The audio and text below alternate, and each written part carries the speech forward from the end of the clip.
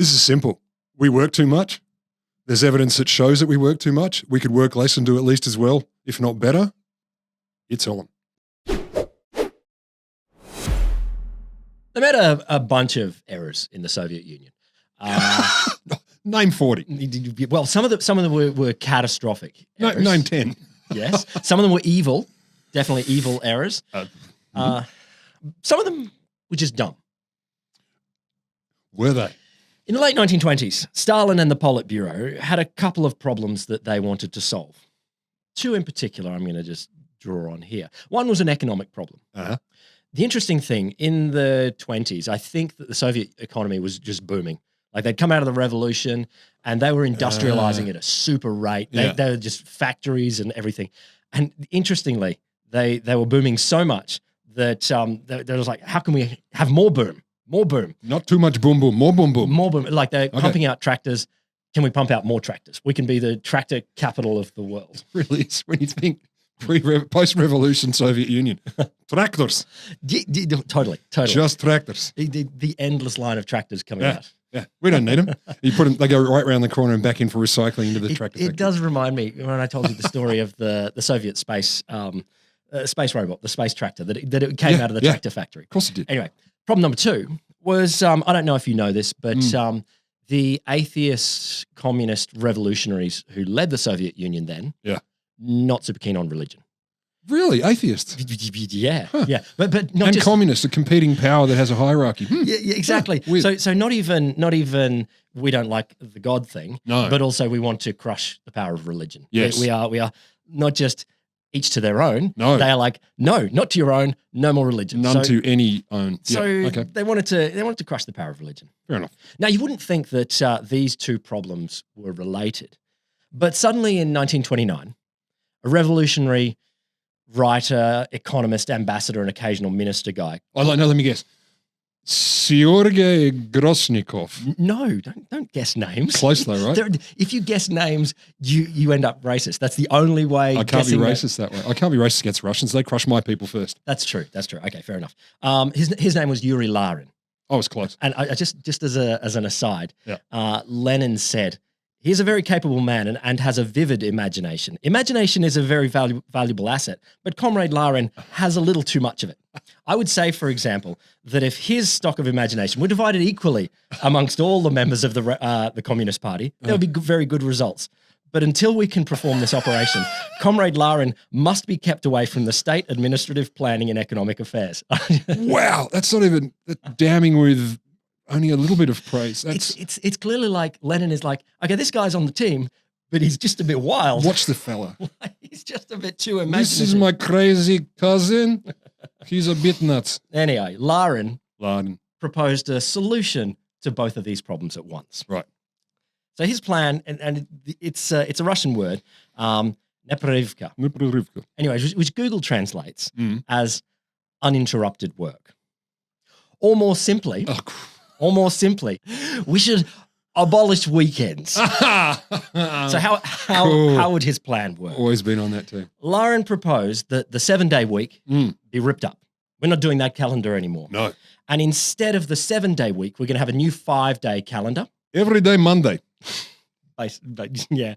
But just first of all, he renamed the days. Yeah, of course he did. These days didn't quite catch on. Lenin Day 1, Lenin Day 2. Well, Lenin was one of them. The other's the most metal name for the days ever. Oh, goody. Hammer, sickle, party, and trade union. Trade union. Soviet as well, and MISC. But I just, could you imagine a world where the days were called hammer or sickle? Sickle. And what's your least favorite day? Trade union. Party day. Is boring.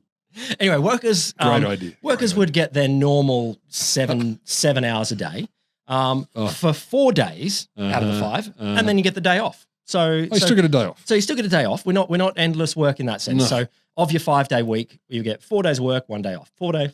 But here's the thing. You're thinking, how is this making the factories work harder, or how does this kill religion? Here's Larin's stupid genius. Excellent. Instead of all having the same day off, workers would be randomly assigned one of the 5 days for their day of rest. Mm-hmm. So they were given a series of these calendars. They're really quite beautiful objects. Well, they're pretty. Where each day was color-coded.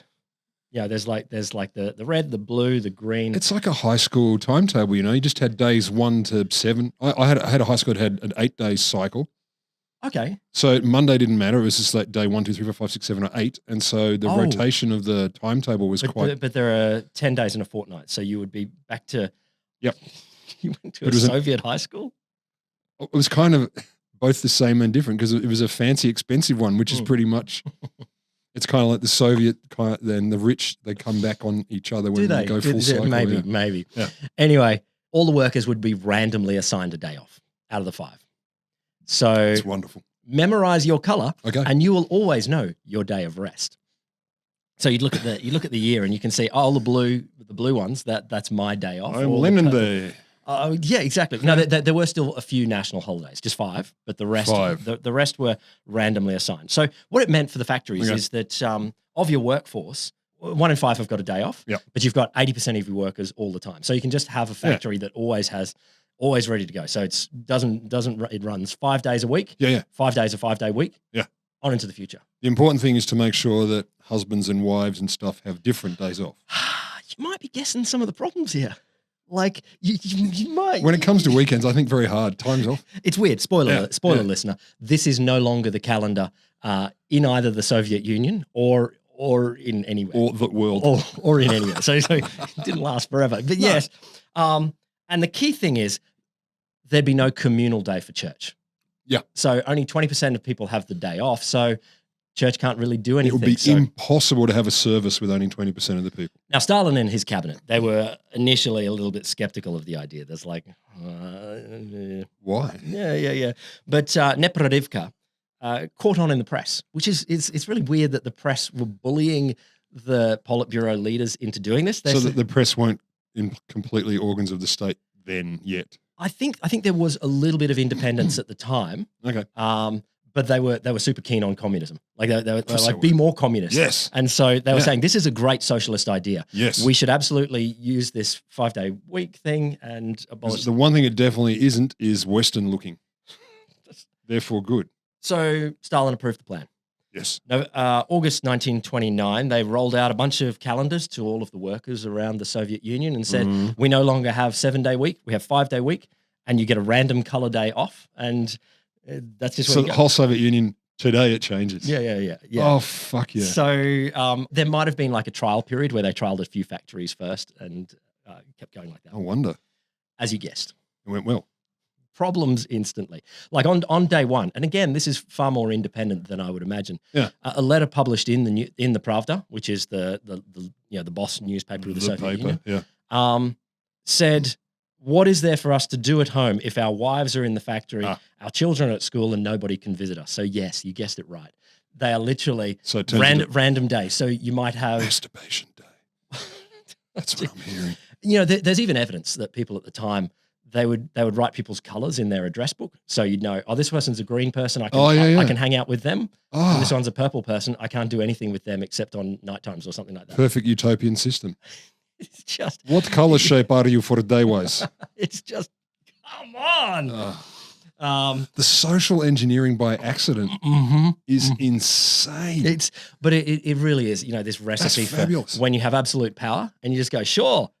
Of course, no, there would be no benefit to weekends other than church, and so let's just roll on with the factories. But also, I've got an idea. I've got a social idea, and I want to check it out. Let's see, on a whole country. I'm just going to do it all at once because I can. Roll out. Yeah. What's the trial period? Well, we thought about it. Okay, everybody, tomorrow, this. That's what they say about those communist countries. They can act fast. Get shit done. Yeah, get shit done. Not always sensible shit. Yeah, that's so seductive, though.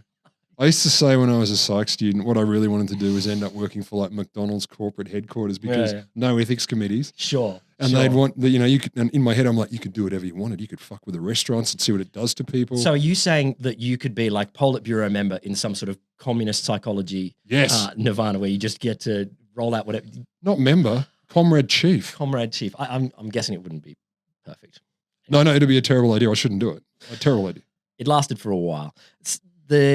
People are socializing only with their same color groups, and as they said, the days ceased to matter. Like there was no they lost their original names. They lost the hammer and sickle day names. That's a bummer. They were just called either day 1, 2, 3, 4, 5, or they would just go with the colours. So this is purple day. This is blue day, and so am I. Yeah.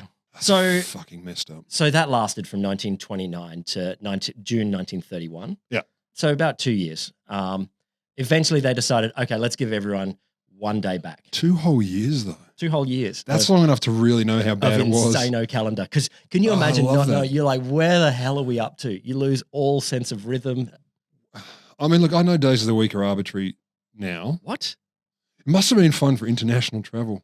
It actually continued longer. So what they did in 1931, they added a 6th day. They said, okay, let's have common holiday. Everyone gets to see their friends on 1 day, but otherwise you get a 2nd day that's randomly amongst the 5. So that lasted until. So the lucky buggers who got them consecutively and everyone else suck poo. But stupid as it was, it does point to the deep dive that I want to do for you today into the history and the future of this magical thing that I know you love and I love too, the weekend. Yes, you are. I got a little spoiler for you. Yeah. I'm pretty damn excited for the future here because there's ways things are headed. There's something coming, I reckon, that unites both Karl Marx and Richard Nixon.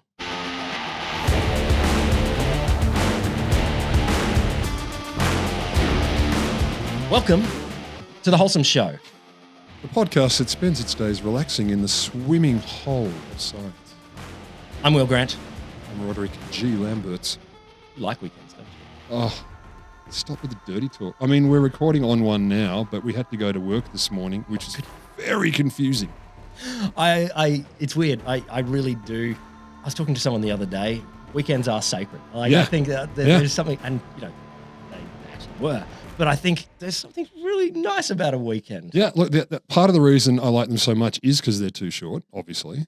You covet them even more because they're scarcer. Well, they might not be. I want them to be longer, yeah, obviously. I think the 3-day weekend is not only the future, it just makes sense. Let me tell you about that. Please do.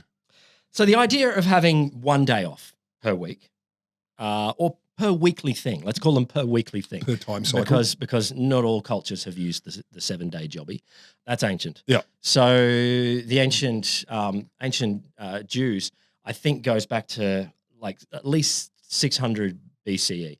Like we're talking 2,500 years.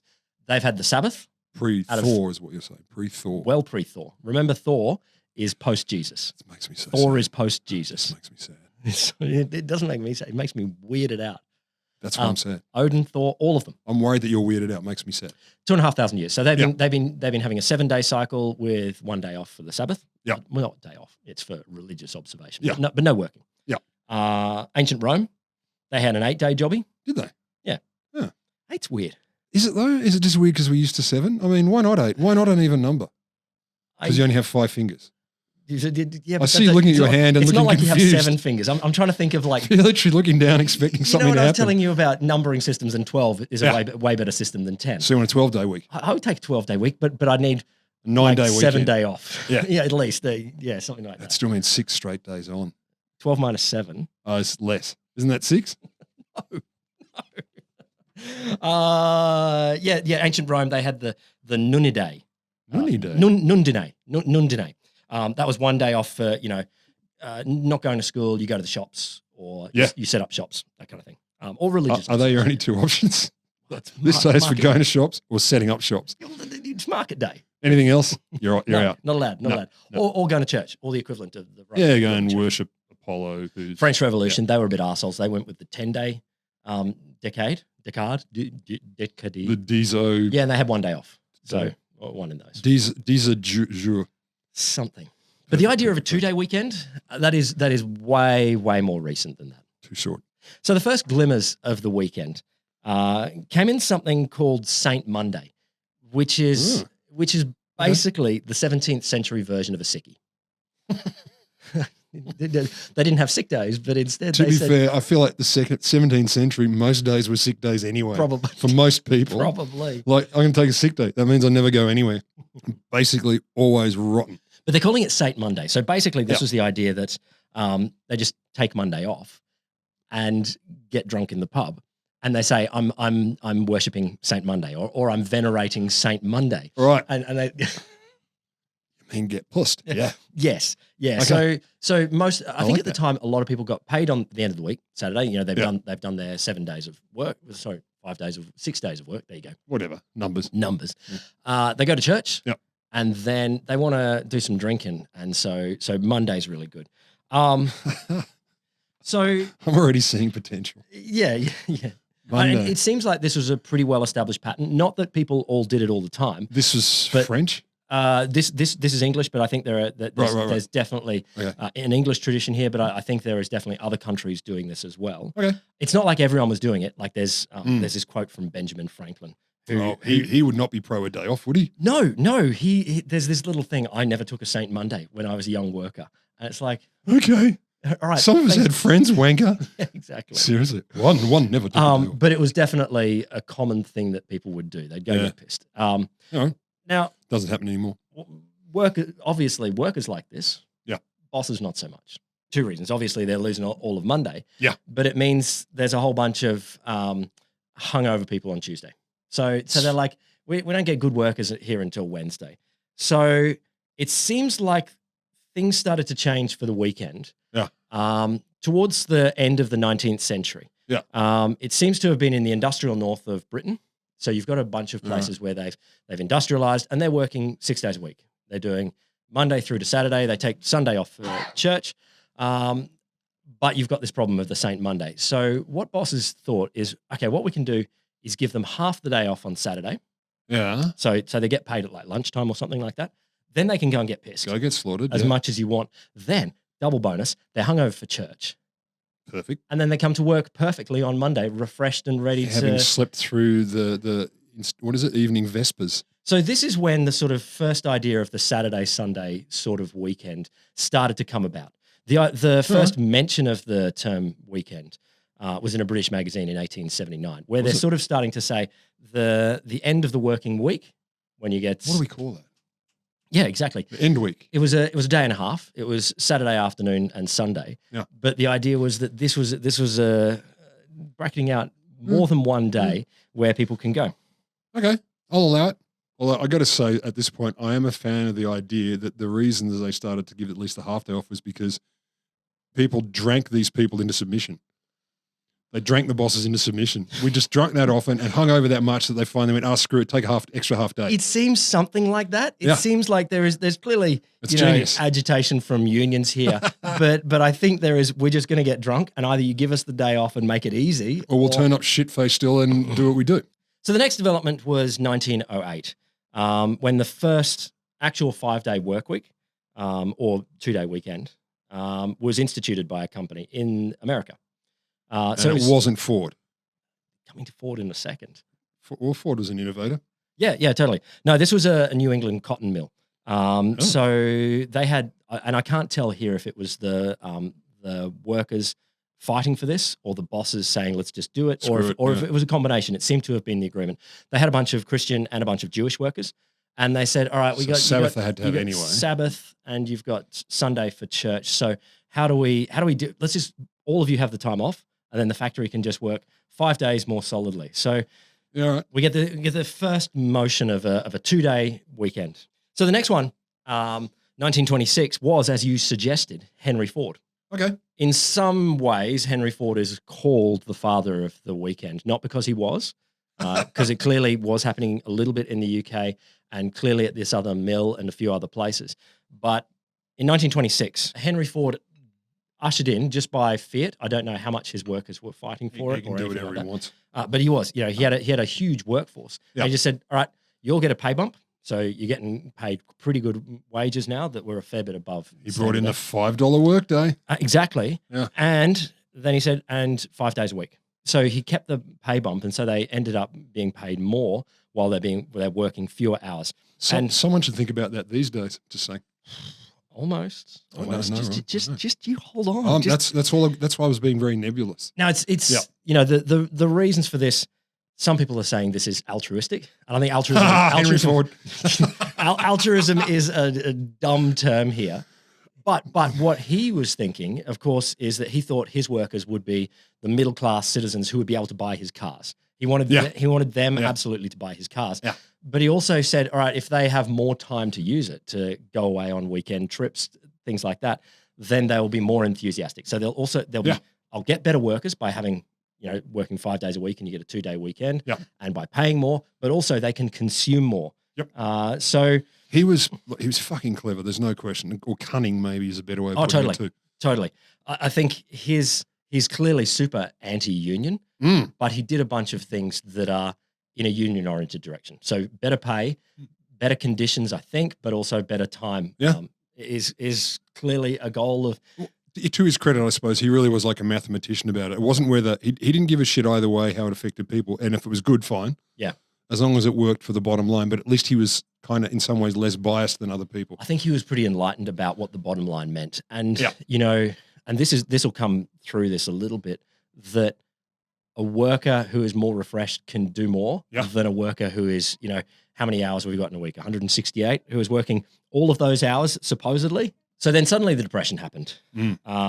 So that was brought in 1926. Then by 1929, the Depression's in, and a bunch of people, bosses, politicians, unions, workers are saying, hang on, maybe we can do something here about reducing hours for everyone. Yeah. We'll keep more people employed. Redistribute the hours. Redistributing the hours. Yeah. So suddenly, instead of working like 60 or 70 hours a week, if we work maybe 40 hours a week, that's give that half of a job to someone else. So suddenly the idea of the weekend just really takes off. In the UK in 1933, one guy from the boss of the Boots Corporation.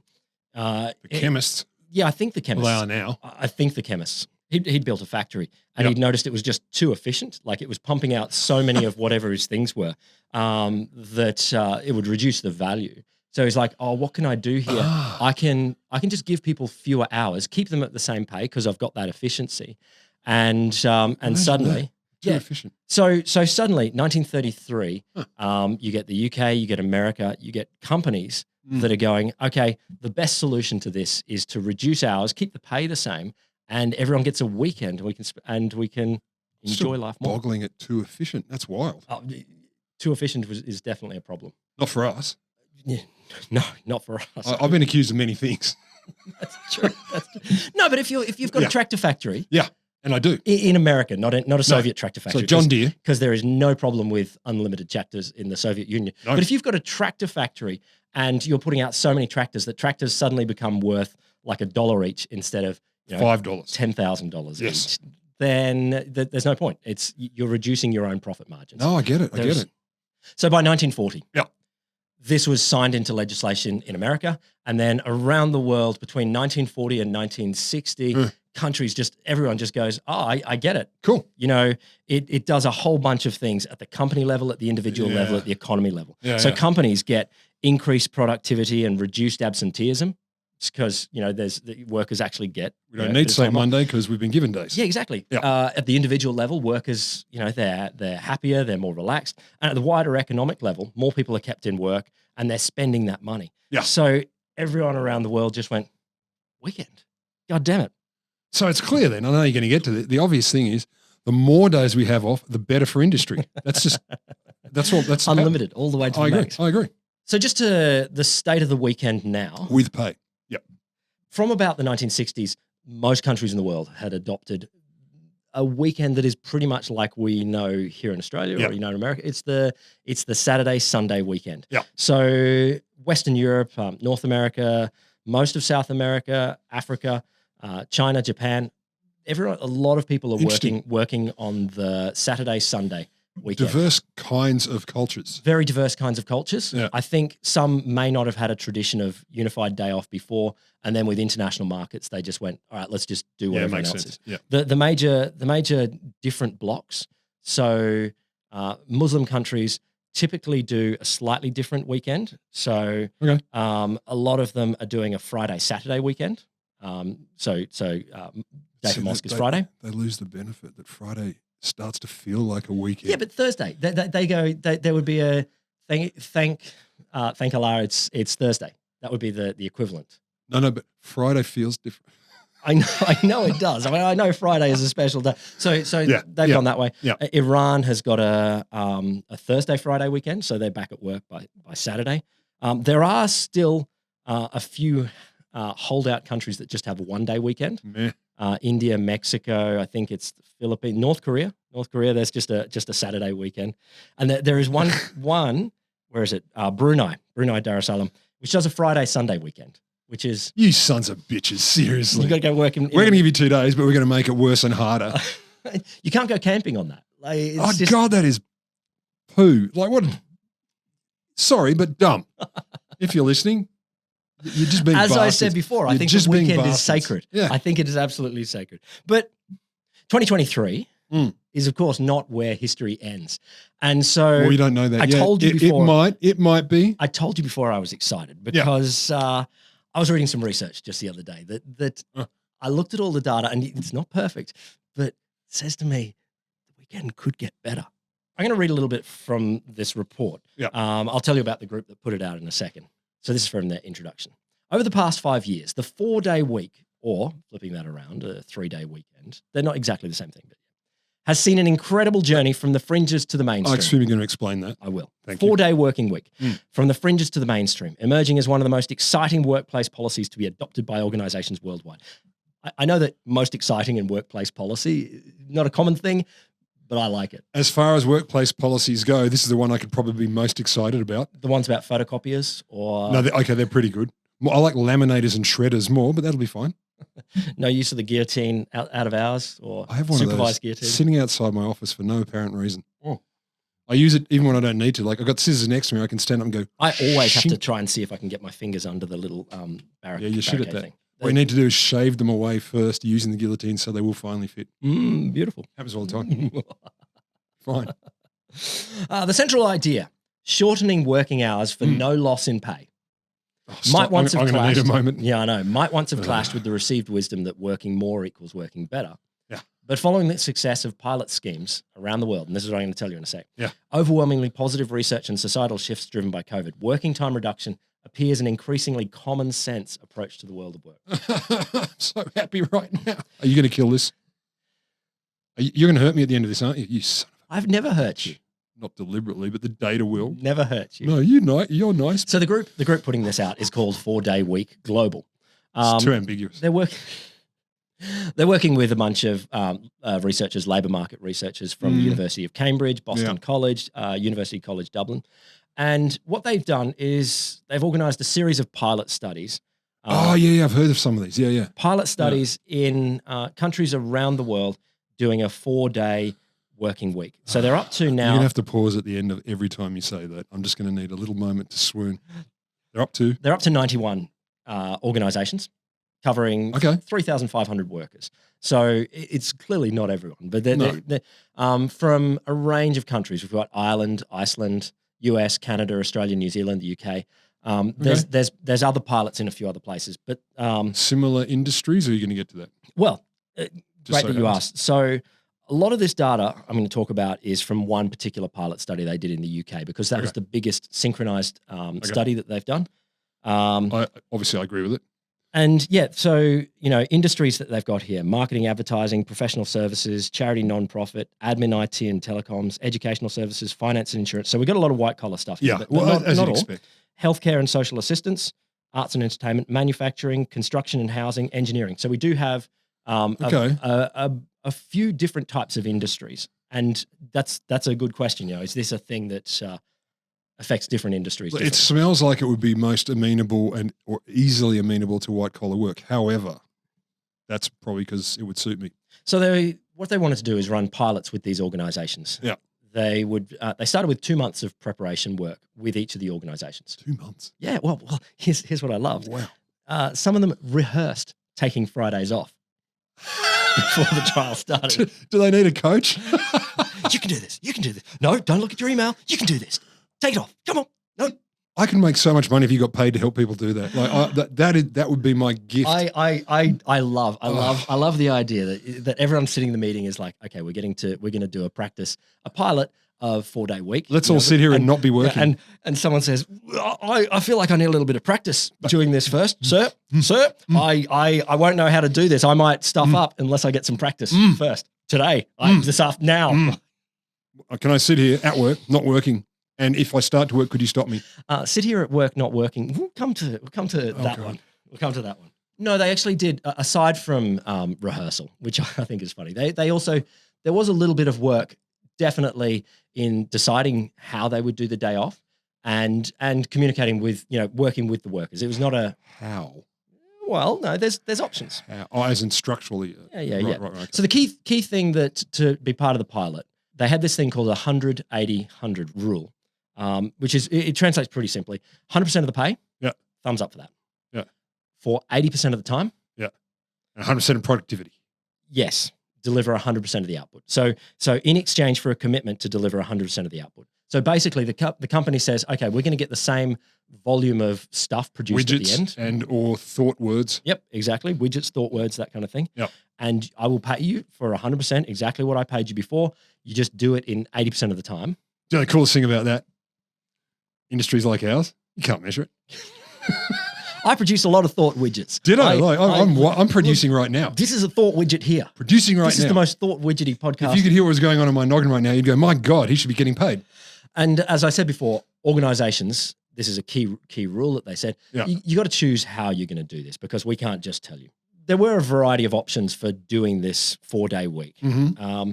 One is directly the 3-day weekend. So basically a 5th day stoppage. Oh no, they're not going to say like you take Wednesdays, Mondays, and Fridays. It might be an option. So some do like a whole company 5th day stoppage. So basically everyone takes Friday off. There's a video game company that chose that. They polled staff on the preferences, and they just said, "No, we work Monday to Thursday. Friday is a weekend." Fine. Others chose what's called a staggered model, where they split the company into 2 teams. Oh, okay. And one would get Friday, half the team would get Friday off, and half the team would get Monday off. Yep. Basically, if you're in some sort of enterprise where you've got to be open. Yeah, that makes sense. Whatever it is, then okay, we need to move this to making sure there's someone to answer the phone. We need a company to be open 5 days a week, if not all the people. Yeah, exactly. No, that's fair. Exactly. That's fair. Others, I'll allow it. Others, and this is typically some bigger organizations, did what's called a decentralized model, where different departments choose their own versions. So if you're a department, if you're the video game making department, you can have Friday off. Yeah. But if you're the video game box designers, you must be there on a Monday. Or the phone answering department, whatever it is. It could be both of them. They might split it around. Yeah. Then there's a couple of ones that are just bullshit. There's the annualized version, which so they reduce from, say if they're working 40 hours a week, they reduce to 32 hours a week, but they work a little bit less each day. Fuck so they go, that.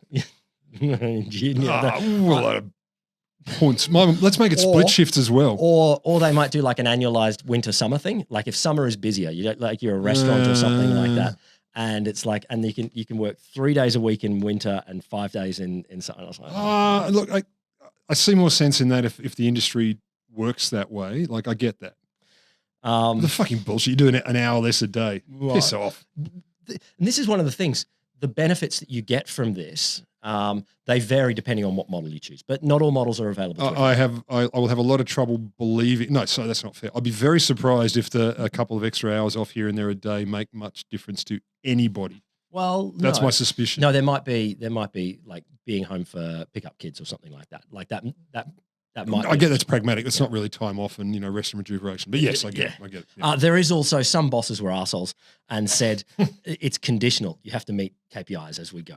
So 32% of the companies that were in this recent pilot chose Fridays off. So that was the most common. Mm-hmm. Next, I think was 25% did a staggered Monday or Friday. Some did a Wednesday or Friday. So the company choosing.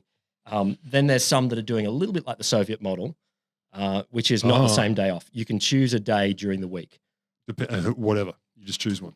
As long as it suits your area or whatever. Yeah, as long as it suits your area. So you might be Monday, someone next to you is Tuesday, someone next to you is Wednesday. Look, if everyone's happy with that, fine. Do what you want. Yeah. So how did they go? I just want to hear really well. Well. I got 2 things. I did declare my bias that you have a bias. I freaking love weekends. Oh. I think. Let's stop for a moment. I think more weekends is an inherent good. I tried to read this report with a skeptical eye. How'd that go? No, I tried. I thought, I get it. Is it all too good to be true? Sure. Is it? That's like me when I read pot studies. I'm like, wait. There's one line in this 9,000-page document that says it could be marginally good for some people under certain circumstances. Like, yeah, it's fucking rocket. So I will confess from the beginning, there's a couple of limitations. One is 91 countries, 3,500 people. It is widely distributed amongst culture.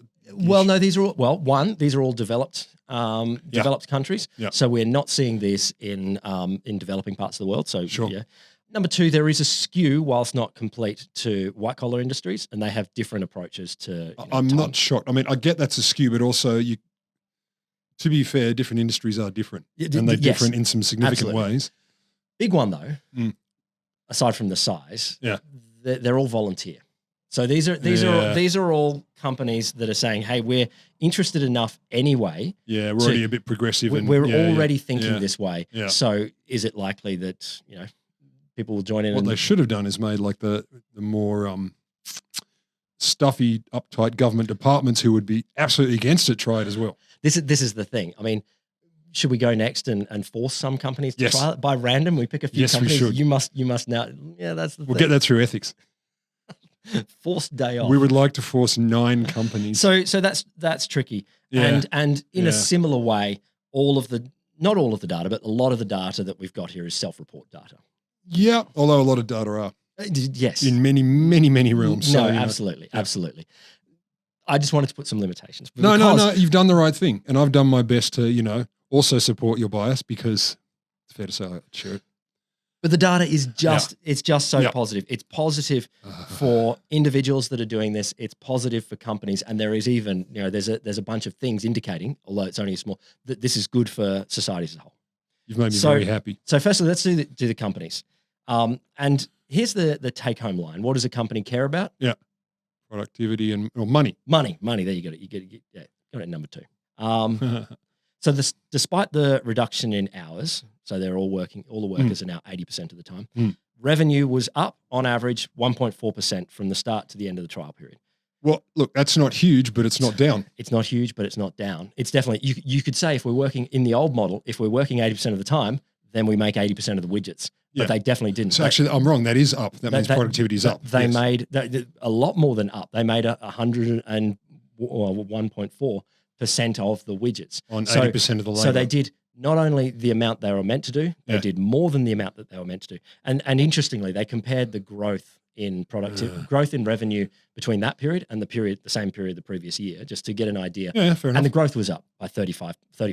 No, really? Yeah. The company, and if you're boss guy or boss girl, revenue is something that you do care about. So that is a key stat for companies. Yeah. But there's also a few that companies actually do like as well. Okay. Decrease in resignation. Sure. There's 2 employees per 100. 2% to you and me, kids. Yeah, two per 100 in the year before, down to 0.8. So really? Yeah, so half the amount of resignations.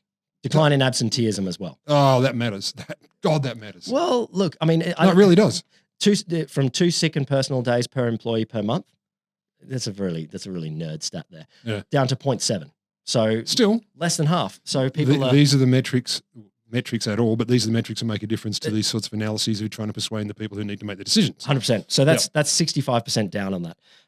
So another interesting sort of wrap-up stat from them is, what are you planning to do at the end of the trial? 92% of the companies said we're continuing. 30% said it was already 30% said it was already permanent policy. Like we've locked this in. It's not going back. Who the fuck are the 8%? They're still trialing it. Okay. Mostly, I think 5% was still trialing. Yeah. And at the time the data, maybe they started late. 3% had paused to think about it. So there was none that said, fuck no, we're not doing that. Okay. Enormously, again, these are volunteer organizations. So they're like, this is cool. If we're going to go with the whole P of 0.05, less than 5% had that just pause to think about it. Yeah, that sounds significant. That is the most negative they were in terms of will you do it or not. So this is the thing. Companies, volunteer companies, yes, companies are jazzed about this. This is doing good things for them. Employees. Now I'm going to go through a bunch of stats here that they're not very human and relatable. Good. There's a bunch of numbers, but anyway. Imagine that, stats being not very human and relatable. So obviously, as we said before, they're already resigning less and taking fewer sick days. So you got an idea here. Yeah. Stress levels down. How many percent? Well, okay, it's a 5-point scale. They were down from 3.07 to 2.74. So it's like that number doesn't really matter, but stress is down. What are your stress levels? 1.93. I get above a 1.5 occasionally. Fuck, you're calm. I don't know how you do it. Like I get below a 4 occasionally. I'm not. You forget to stress. I'm not calm. There's a different word for what I am. I'm not calm. Burnout. Like stress, but it's like where you're just like, oh, it's way worse. Screw this to all of this. I don't want to do burnout is bad, ugly, and terrible. 71% are feeling lower levels of burnout, like a fair bit down. Okay, which is cool. I mean, it's definitely burnout is what leads to quitting a job. Way less of that. And health effects and social effects. Monster. 48% of employees were more satisfied with their jobs. 48%. 48. So it was 48 was more 48 satisfied. more, yeah. And then it was a smaller fraction. I don't have the numbers here who are the same. Some are down, but it's like overwhelmingly, it's either more or the same, but mostly more. Who are the people who say, I just want to spend more time at the office? I'll get to one of them. Freaking Mr. Burns as he's dying. I wish I'd spent more time at the office. So here's something that bosses don't necessarily care about, but it does impact them. Average mental health improved solidly. Again, on a 5-point scale. You don't need the numbers. Similar improvements of physical health and sleep quality. Like 40% of people saw a reduction in sleep difficulties. Okay. So suddenly you get people, I actually sleep better. Cool. They're finding it easier to balance work and household chores. Men are looking after childcare more. 44% found their finances better. So most people are the same, but some people, even though they're paid the same amount, a chunk of these I think are in particular parents who go to a day that you don't have to pay for childcare. So I wonder if there's also, how long did they run for these trials? 6 months. I wonder if part of it was, I mean, they wouldn't have measured this, but like you're doing less compensatory or coping mechanism spending. I think drinking probably more, or shopping to calm your nerves, whatever it may or be. just outsourcing different bits of work. So it's like, I can't quite, I don't know, go and pick up a whole ute load of wood chips on my own instead of ordering it. Yeah. Something that was the example. Yeah, but definitely there are compensatory spending where you're paying someone to do your ironing, or you do your own. But also possibly or you don't iron. You're having a shit week, you drink more. Yeah, totally. Or whatever your indulgence may be. Nicely, a whole bunch more leisure travel, which I don't know how that solves your finances. Well, not all leisure travel costs a lot of money. Some of it could just be walking more. It could be. General life satisfaction. Here they've jumped to a 10-point scale. Fuck yeah, they have, because it's life. It's big. It's big. Yeah, exactly. So it went from 6.69 to 7.56. So generally, oh my God, those numbers. Yeah, I know. Oh, so big. And again, 90% of people. So it was actually slightly higher in companies, that 92% of companies continuing, 90% of people said, we definitely want to continue the 4-day week. How sad to have a general life satisfaction of less than 8 or 9 anyway. Well, everyone should have a life satisfaction. Who are these people? I figure mine's in the 9s like almost all the time. Well, you have adoring listeners. I love this. They did a little addition here. Yeah. How much money would it take to go back to the 5-day week? Oh, so if you were to go back to 5 days, how much more do you want? How much more money would you take? Would you take the same money? Would you take a 10% pay bump, 20%, 30%? And I don't have all of the numbers, but I did like there was the 15% they would take no money.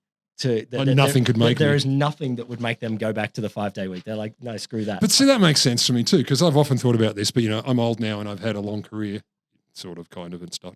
But the idea of that now, the idea of more money above a certain threshold, no, because I don't want to work more. Totally. It's someone says, "Oh, you're going to get shitloads more money." And that is not everyone, of course. No, of course not. And it depends age and stage and blah blah blah. I get all that. And your commitments and whatnot. But it's not impossible that we could have an economy that's set up to giving people what they need, and then you can go and do nice things. 1 in 3 Australians would leave their current job for a company that offered a 4-day week. So okay. I think there's probably not very many that are saying, no, I wouldn't take that, but it's just showing the level. That's a big deal. So there are environmental benefits straight away. Like companies, they're using less power by not being on one day, energy and heating. Yep. There is less commuting. If you were doing an actual day off, if you're doing the 5 days squeezed a little bit, then But if your recreation is, racing at Bathurst, maybe that's not great because you spend an extra day doing that. But yes, on average. I still wonder, are there some pro-business elements of this, like having a longer weekend? We already know that people spend most of their money on Friday, Saturday, Sunday. Like we just all, the highest spending days of the week are Friday and Saturday, I think, and the lowest are Monday and Tuesday. Yeah. Like we just, everyone, you go to the shops, you go out to dinner and things like that. Yeah. I wonder if there is an effect where with that leisure travel, there is more spending, which more movement of the money. More movement of the money because of that. Yep. Sorry, okay, downsides. La la la la la la la la. It's hard to put your fingers in your ears when you're wearing headphones. No, just as I was saying before, while nearly, in fact, all of those measures were on average up or in the positive direction. So lower stress or higher life satisfaction.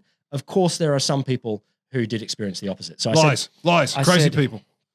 71% of employees said they're feeling less burned out. 22% did register higher burnout. So, okay, my theory there is they're people who kept on working for those days anyway and have anxieties about such things. Well, there was some qualitative interviews. One staff member had significant concerns about the personal impacts of the 4-day week. Said that she thrived on the mental challenge of her work, and her personal preference was for a soft 4-day week where the 5th day is used to pursue personal projects in the office. So just come into work anyway. And it's like it's a 4-day week, but I'm just in the office doing some work. I did wonder a little bit. Our it's industry. Like if you don't want to, that's our industry. If you don't like your family, and it's like, no, I love the days I'm away from my family. All I want is to not be at home. Or then a 4-day week is like, this is terrible. It's a nightmare. Can we make it an 8-day week?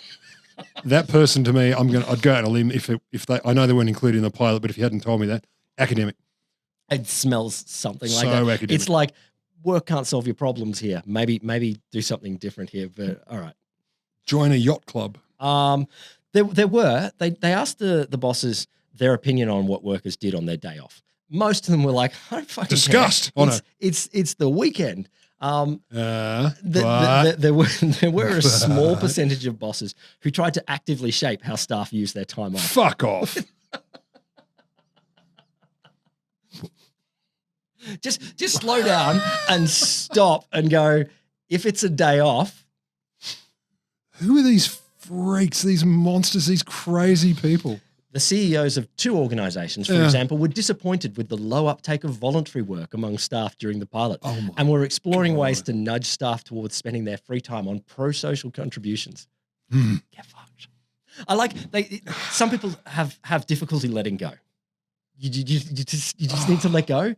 If you're not the boss for that day, don't be the boss. No, and I get it too. Like if your identity is all wrapped up in your role at work, and for many people it is, that's not easy. But why should others suffer? One other, and you can probably guess this one. It did make people a little bit less convivial, and certainly some of the marketing and advertising agencies were like, people are a little bit more heads down, bums up, and so when they're at work, they're like, let's just get into it, get it done. So all right. One staff member felt it had become taboo to interrupt colleagues. Look, I can imagine that at first. Yeah, and noticeably less socializing in communal spaces because people feel, all right, we've got to squeeze. Got to get it done. We've got to squeeze 100% of work into less time. So we are a bit more task focused. But I'll come to some stuff on that in a second. Yeah, I suspect that's it. And if you are like, you're an ideas agency like marketing or something like that, you imagine we do need those bits around the kitchen where we sort of go. Bada bing, bada boom, got an idea, edible paper, let's do it. Yeah. Nice. Yeah. So some lessons from this pilot, which, I'm employing in my life already. Firstly, there's no one size fits all for a 4-day week. Not at the moment anyway. Yeah. Each company in the pilot designed a policy to fit its own industry. Crazy. Yeah, exactly. It might change over time. Like if we did go a countrywide Friday off, then it might be different because you wouldn't expect it to be manning the phones in the same way, staffing the phones. Thank you, you monster. Indeed. Also, they did say productivity gains aren't magic. Like you've kind of got to actually work on the productivity gains. It's not just by having an extra day off. People come in, it's so excited for email, they just power through them more. You've got to. Well, other than us, yes. And you know what's weird? Their suggestions were 100% the opposite of the CIA sabotage manual. Like they literally said, if you want to make this work, you know what you can do? Don't block the toilets. Make all meetings shorter. And if you have to have a meeting, make it just 5 people. So don't make it lots of people and long time, or make it an email, or don't do any of that and just do the work. And it was fascinating to just hear people going, do the opposite of those stupid workplace practices like this. Reduce the number of staff involved in a particular process. So just stop doing those stupid things and you'll be more efficient. Anything anyone with a tenth of a brain would probably suggest anyway, and if it was adopted, be right. So here's the thing. This is why I feel excited. Yeah.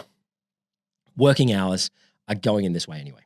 Over the last 150 years, since like the late 19th century, working hours averages, not extremes. You've told us about people working to death, definitely. Yeah. Averages are dropping around the developed world and around the world entirely, but developing world is behind. So you look at, say, a lot of developing world countries in the late 19th century, so 1880, 1890, people are working 67, 70 hours a week. That is the average. Yeah. So huge amount of time. Yeah, it is a lot. Now the averages for a lot of countries, Australia, Belgium, France, Germany, are in the 30s or below.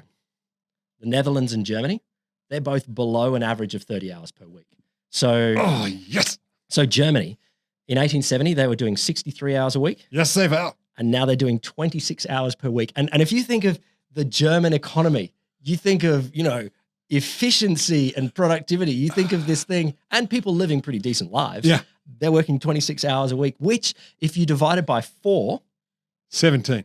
It would be impossible to know what that number would be. 6. Yeah, 6 and a bit. Yeah.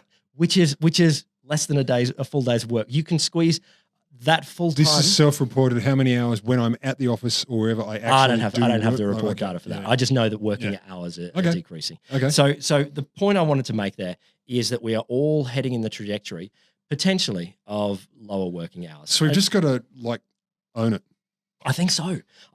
So I mean, I was thinking, there's been a big debate in economist circles of productivity has gone up, so technological gains have allowed us to do more and more widgets per hour. Yeah. But workers' wages haven't gone up. Now, I think there's 3 things that could happen. If you make more widgets per hour, one, either your boss can capture all of that money in profits. Sure. And that has definitely happened. 2, the worker can get more of that money. Wage gains. And that has occasionally happened. Not so much over the last 20 or 30 years. No. Or 3, you can take it in time cut. So it's those 3 things. And I think a few of them have already been happening. Yeah. And here's the thing. So I read this data and I was like, some of these things are really lining up, that it's in the company's favor. Yeah. It's in the workers' favor. Yeah. It's in the economy's favor. Yeah. And, but it's not in the Lord's favor because work ethic. I wanted to. There are moral argument, there's this moral character bullshit argument that a lot of people would have implicitly. Yeah, but why do they love the weekend? The weekend is not even 100 years old. Because that's allowed. because Dad had it. So. Oh yeah, and I'm not taking the piss though. You know that there are these people. Oh no, your work ethic and you young people today. Blah, blah, blah. And you're like, look, stop it. But this is why I feel actually really quite optimistic. Normally, you have data. And the rest of the world says, I don't care. Whatever. What are we going to do with that? But, I thought that the weekend would be a fight between, these saintly, heroic union people and these evil bosses. Yeah. But actually, the weekend came about when both sides realized it just works better. In our mutual benefit. Yeah. We're already reducing hours. I think we're so close. Oh, it's going to happen. It's going to happen. 4-day week, 3-day week.